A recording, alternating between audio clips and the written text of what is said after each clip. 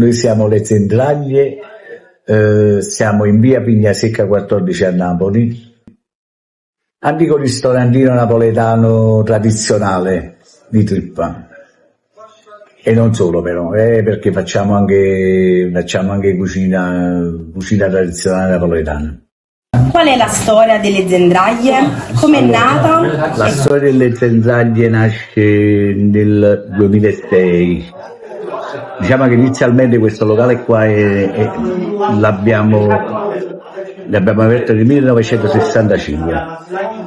Poi diciamo arriva alle Zentraglie del passaggio da padre in figlio, queste cose qua di eredità, di queste cose. Io misi il nome delle Zentraglie per richiamare il fatto delle sorprese in inglese, interiora, perché in effetti le Zentraglie c'è una storia indietro, non è una cosa semplice, c'è una storia. Quali sono stati i momenti proprio che hanno portato al fondamento?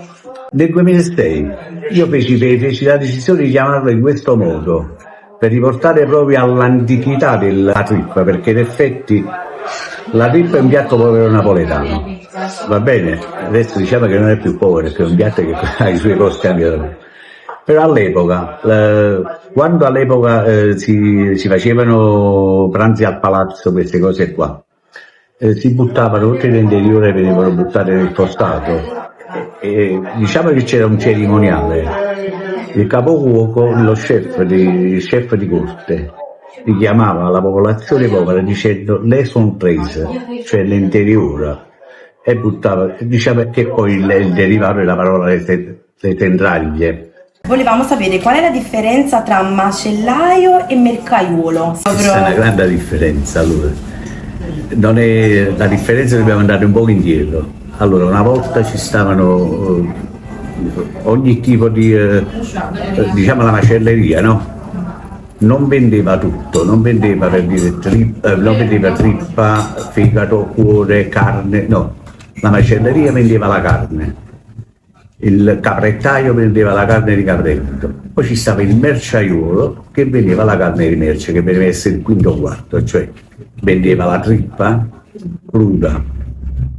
Diciamo c'era qualcuno che le vendeva anche cotta, poi vendeva lingua, cuore, mascarelli, tutte queste cose qua, tutte le interiori, tutto il quinto quarto lo vendeva il merciaiolo. Era differente dal macellaio, la differenza era che il macellaio vendeva la carne, il merciaiolo vendeva l'interiore. Poi ci stava il caprettaio che vendeva la carne di capretto, poi ci stava quello che vendeva la carne di cavallo. Ognuno aveva il compito di vendere qualcosa, non veniva vendito.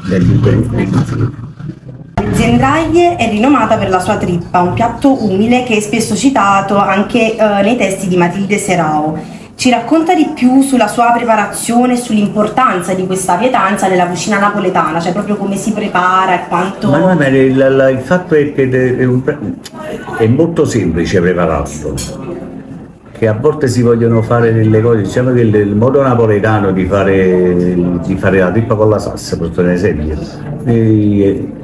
si fa olio, pomodoro e trippa, basilico e stollo.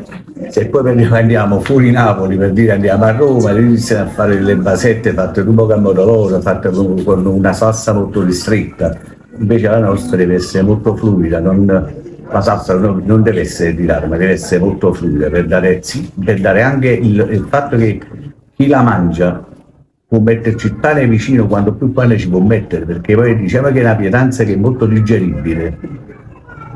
Qua la mangi ad un'ora di nuovo digiuno, allora deve essere accompagnata molto con il pane e deve essere molto liquida, molto fluida. Grazie. Quali sono tra le ricette più note per preparare la trippa? C'è la trippa con i fagioli, fatta con i fagioli, ma si può fare in tanti modi. In tanti modi. Poi ci stanno le insalate, si può fare l'insalata, diciamo una volta si faceva l'insalata di patate con la trippa. Veniva fatte patate, pomodori, però veniva fatte con la cipolla, patate, pomodori, cipolla, trippa, queste cose qua fatte così. Adesso diciamo che non si usa più. Adesso si fa più semplice. Così per fare l'insalata, per dire fare rucola, pomodoro, trippa, metterci 2 olive, il due lupini, queste cose qua. Ma ci vedi che è molto semplice, come deve essere quanto più semplice possibile. Se poi vogliamo fare tutte quelle cose che fanno gli chef per televisione, per far vedere, deve essere semplice, la cosa più semplice che può esistere. Che giustamente nasce umile, bisogna cucinarla anche in maniera con molta semplicità. Perché la rippa con la salsa, se tu la fai la rippa con la salsa, ci fai olio, pomodoro, ci puoi anche non mettere l'aglio, puoi fare olio e pomodoro. È buono lo stesso. La fai cuocere 2-3 minuti, aggiungi la rippa, nel giro di 15-16 minuti arriva a fuoco, un po' di basilico parmigiano ed è finito. Un piatto più semplice di così, io penso che pure chi non sa fare nemmeno il caffè, una donna che non sa fare nemmeno il caffè, è un piatto che non potrà mai sbagliare, perché è semplicissimo. Oltre alla trippa, un altro piatto umile ma gustoso è il soffritto. Sì. Ci può dire quali sono gli ingredienti, come si prepara anche il soffritto? Allora, il soffritto viene preparato con il polmone di maiale, polmone, lingua, cuore, tutte queste cose di maiale, deve essere di maiale. Viene fatto soffriggere con la sugna. Una volta che è arrivata in cottura si aggiunge la salsa di peperoni. Salsa forte e salsa dolce. Bisogna sapere, a seconda io vado a rocchio, ma a seconda della quantità per dire quanto se ne mette, quando si bisogna mettere. Però è buonissimo, è un bel piatto quello. Come scegliete gli ingredienti per assicurarvi di mantenere la qualità dei vostri piatti? Cioè secondo quale andate voi a fare la spesa? Come vengono scelti questi ingredienti per mantenere sempre la qualità e il prestigio dei piatti? Comprate sempre il buono. Il buono si guadagna con quello che con l'occhio e l'esperienza, immagino. Sapere quello che si compra. Cioè risparmiare non è guadagno, risparmiare è diffonderci. Sempre buoni ingredienti, cose cucinate con i prodotti buoni, il piatto viene sempre buono. Come avete mantenuto l'autenticità e la tradizione nella preparazione dei vostri piatti nel corso degli anni? Cioè come è rimasta salda questa ricetta, come l'avete tramandata da generazione in generazione, immagino? La tramandiamo perché questo è il nostro lavoro, bisogna tramandarla per forza e bisogna essere rigorosamente, deve essere mantenuto rigorosamente. Cioè tu non puoi inventarti una zuppa di carne cotta differente da quella che può essere, la zuppa di carne cotta è quella, si fa in quel modo là, stop è finito. Perché poi se l'andiamo a cambiare non è più la zuppa di carne cotta, diventa un altro piatto, diventa un'altra storia, un'altra cosa, Perde la sua unicità. È logico, perde la tradizione. Dalle aziendali sono passate molte persone famose e gente comune. Potrebbe raccontarci qualche aneddoto con qualche persona famosa, qualcosa che ricordate di tanto tempo fa, ma anche di gente comune, una festicciola, qualcosa? Vabbè, ci sono tante cose da raccontare, però la festicciola, diciamo una cosa più bella che ricordo, ci fu al San Carlo ci fu un raduno di tenori, soprani, tutti questi artisti e venivano a mangiare qua e comunque però non erano persone di livello, ma bensì diciamo che erano di medio livello, però erano bravissimi e comunque quando venivano qua si sedevano, mettevano la tavola al centro qua che era piccolino, locale piccolino qui sopra. E comunque la cosa bella è che quando si mangiava poi cantavano. E la cosa che tutta la gente ci apprezzava, perché ci stavano dei ragazzi, però non erano ragazzi italiani, venivano da tutto il mondo. E ricordo c'era una la Bulgaria, che era una cosa strepitosa, che comunque è molto bello. E poi ci sono altri aneddoti. Gente che sono entrate che io nemmeno sapevo chi erano e poi per dire ho saputo che erano persone importanti, detto anche dalla gente che sta, ma tu lo conosci a quella persona? Io dico no, perché io non lo conosco. Allora, quello è il rettore dell'università, oppure quello è Tizio, quello è il giornalista Caio, cioè c'è persone che io non conoscevo. E niente. Quindi il ricordo più dolce che lei ha è proprio quello No, il ricordo più dolce mio è il ricordo del mio locale. trattare tutti bene, per me non è stato mai non è che tu sei una persona importante vieni trattato differentemente da una persona normale, chi viene trattato nello stesso modo, devono mangiare tutti quanti bene, devono stare bene, tranquilli, quello è il nostro modo di lavorare. Qual è il suo consiglio per chiunque voglia esplorare la vera cucina napoletana? Un consiglio, pensiamo, noi siamo napoletane, però una persona che viene dall'estero, dal nord, un consiglio proprio di cuore, come un vero esperto sa fare? Allora, diciamo, parliamo del lavoro mio, va bene? Di quello che sia il mio lavoro.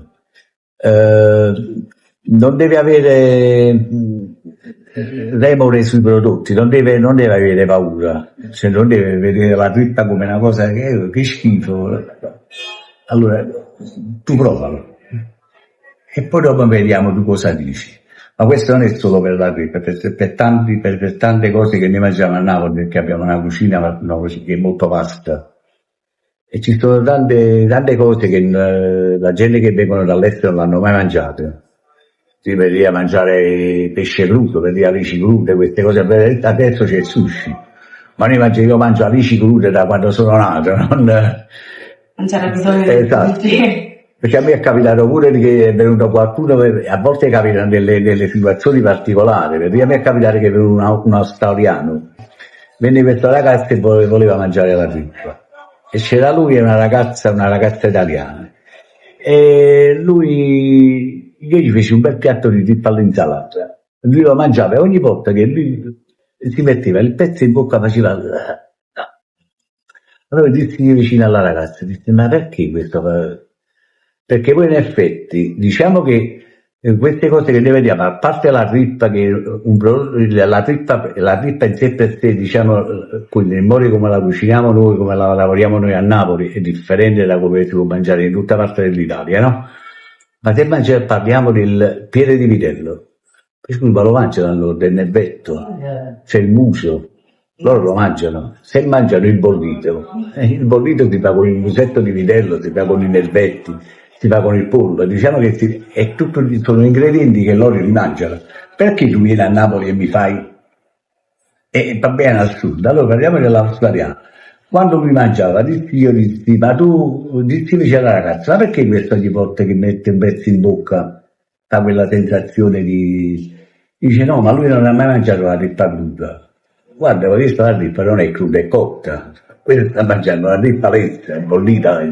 Quando la ragazza gli fece capire che in effetti la trippa era cotta, allora lui si riprese e la mangiava in un altro modo, la mangiava con gusto, la mangiava che gustava il piatto.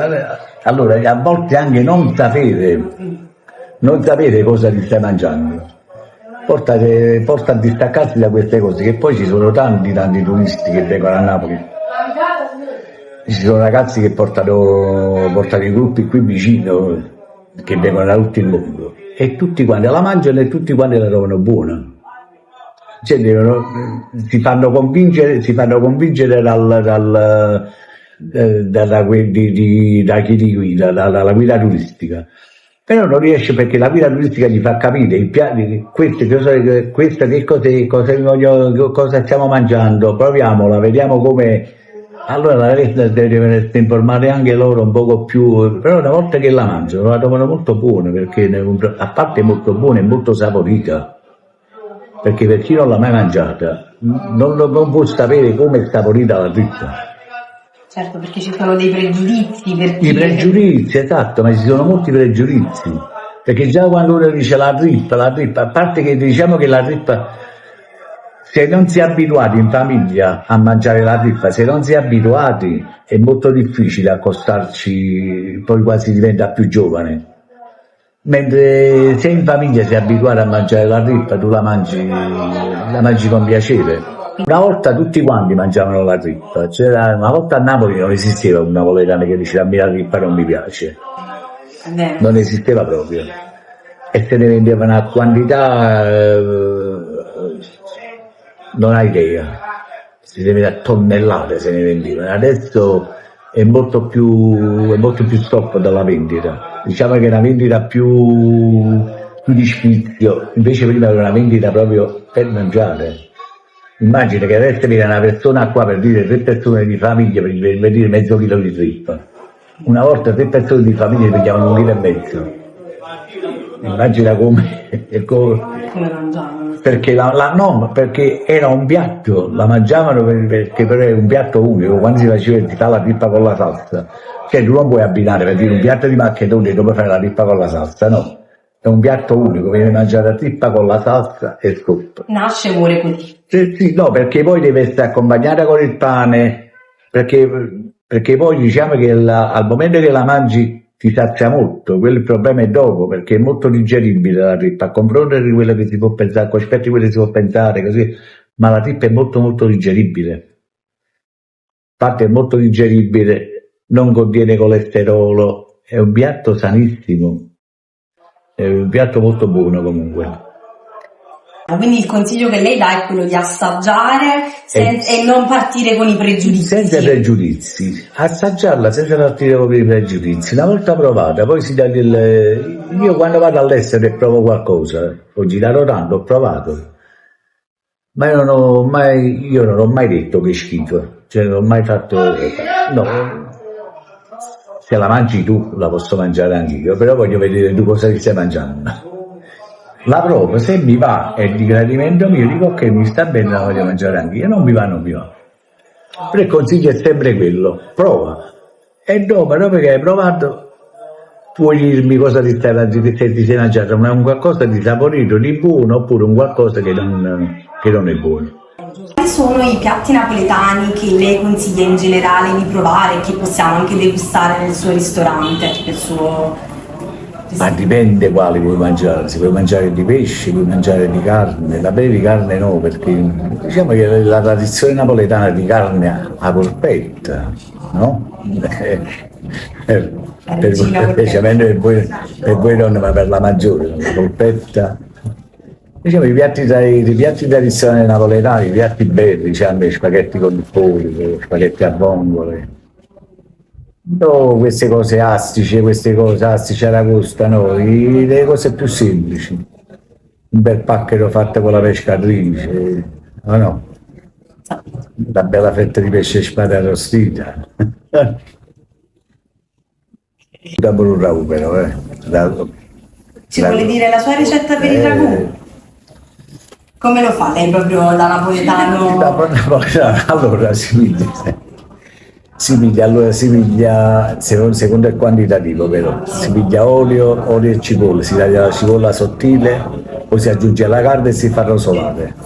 Una volta rosolata la carne viene aggiunta la pelata, l'ho passata, pelata, viene aggiunta la pelata, poi se piace come si faceva anticamente, un po' con un cucchiaino di concentrato per farlo venire più corposo, per farlo venire più, altrimenti bisogna allungare di più la cottura per farlo restringere ancora di più.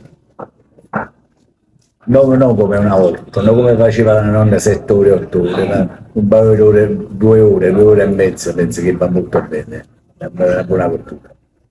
Poi la genovese, no? Sì, la genovese penso che la genovese è bella perché si chiama genovese per napoletano. Volete sapere pure perché? Sì. Perché anticamente quando venivano i vascelli che venivano dalla Liguria, più al porto venivano allestiti, diciamo come sta adesso a Napoli, il fast food dell'epoca di strada, no? E si cuoceva la cipolla e si mettevano non la carne, detta alla napoletana, 2 pellecce, qualcosa così, due nervetti, 2 cose così. E la davano a mangiare a questi naviganti genovesi. E da lì viene il nome genovese, perché è un piatto fatto proprio esclusivamente per loro, che poi è diventato un piatto della cultura napoletana. Ok, grazie mille.